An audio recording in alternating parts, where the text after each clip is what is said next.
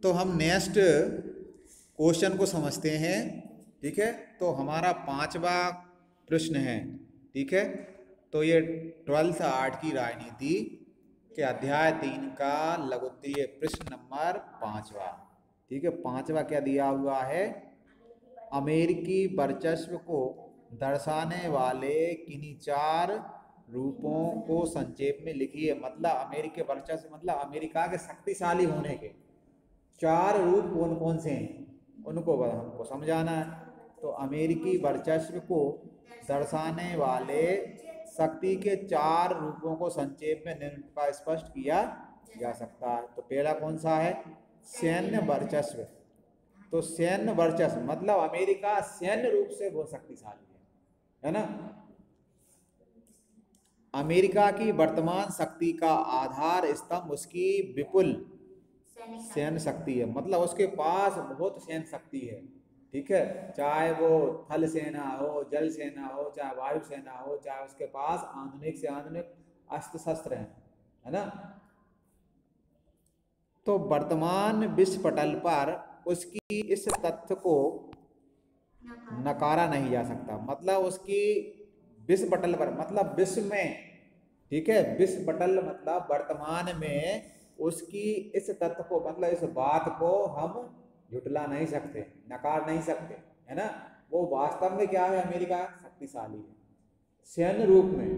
जब सेना की बात की जाए तो वो विश्व के अन्य देशों से आगे है कि अमेरिका की सैन्य शक्ति किसी भी देश की अपेक्षा बेजोड़ है। मतलब तीनों ही सेना है, उसकी सैन्य जो शक्ति है वो बेजोड़ है, उसका कोई मुकाबला नहीं कर सकता, है ना। जो उसकी वर्चस्वता वर्चस्वता को स्थापित करने में सहायक है। तो यही कारण है कि उसका वर्चस्व क्या हो रहा है? दिन प्रतिदिन दुनिया में बढ़ता जा रहा है। किसके कारण? उसकी सैन्य शक्ति के कारण, है ना। तो अमेरिका जहां मतलब अगर क्या कर देता है, अपनी जो जो बात मतलब कह देता है कि मतलब उसे कोई भी देश नकार नहीं सकता। ठीक है, क्यों? उसका कारण उसकी सैन्य शक्ति। दूसरा है उसका ढांचागत वर्चस्व। तो ढांचे के रूप में भी अमेरिका की जो बनावट है वो भी मतलब उस रूप में भी वो शक्तिशाली है ना। वैश्विक पटल पर अपनी मर्जी चलाने वाला एकमात्र देश अमेरिका है।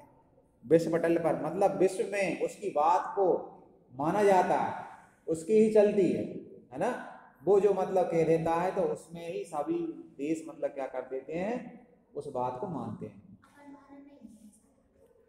जो न केवल अपने फायदे की चीजों को बनाता है, वो क्या करता है? जो उसके लिए फायदेमंद होता है, वो चीज होती है, उसको ही वो बनाता है। ठीक है, उसके देश के लिए जो फायदेमंद है उसको बनाता है, वो दूसरों के बारे में नहीं सोचता। ठीक है, उसके जो उपयोगी है उसकी नई नई चीजों की खोज करता है, खोद की मतलब नई नई टेक्नोलॉजी बनाता है। ठीक है, बल्कि उन्हें बरकरार भी रखता है, मतलब उसको मतलब बनाए भी रखता है। जब तक उसे जरूरत होती है जब तक उसे बनाए रखता है। अमेरिका के पास इस व्यवस्था को लागू करने तथा उसे लगातार बनाए रखने की आर्थिक क्षमता विद्यमान है। मतलब उसे ऐसा करने की उसके पास क्षमता है ना। उसके पास इतना मतलब क्या है? शक्तिशाली तंत्र है उसके पास। नई नई चीजों बनाने के लिए, नई नई खोजें करने के लिए व्यवस्था है उसके पास। वैज्ञानिक हैं, जो नए नए वहाँ के लोग हैं, उसकी शिक्षा है ना। तो यही व्यवस्था जो होती है जो किसी भी देश को शक्तिशाली बनाती है, वहाँ के लोग। ठीक है, जितने अधिक शिक्षित होंगे वो नई नई खोजें करते जाएंगे। तीसरा है सांस्कृतिक वर्चस्व। उसका मतलब सांस्कृतिक है। ठीक है, वहाँ के लोगों के जो सांस्कृतिक वर्चस्व है वो सांस्कृतिक रूप से भी शक्तिशाली है।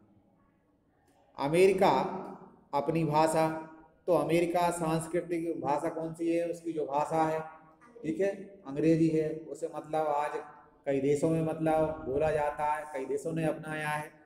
उसका साहित्य, ठीक है, उसकी विविध कलाएं, फिल्मों, जीव प्रणाली, शैली आदि को सर्वश्रेष्ठ मानते हुए उसे किसी न किसी प्रकार बढ़ावा प्रोत्साहन देता रहता। मतलब वो क्या करता है, अपनी ही संस्कृति को बढ़ावा देता है। जैसे उसकी भाषा है, उसके साहित्य जो हैं, ठीक है, उसकी विविध कलाएं हैं, ठीक है, चाहे वो फिल्म कला हो, कोई सी भी कला हो, उसकी वो बढ़ावा देता है ना।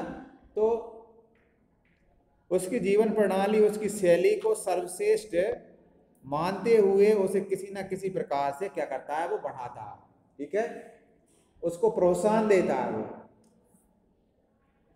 अन्य देशों को इससे सहमत कराने की उसके पास विपुल शक्ति मौजूद है। अन्य देश भी उसकी बात को मानते हैं, है ना, तो उसके पास वो क्षमता है, इसलिए लोग उसकी बातों को मानते हैं, ठीक है। तो सांस्कृतिक रूप से भी क्या है, वो शक्तिशाली है, ठीक है। उसकी भाषा हो, चाहे साहित्य हो, चाहे विविध कलाएं हो, वो विभिन्न प्रकार से उनको बढ़ावा देता है, इसलिए वो क्या है, सांस्कृतिक रूप से भी शक्तिशाली है। अब आता है आर्थिक वर्चस्व।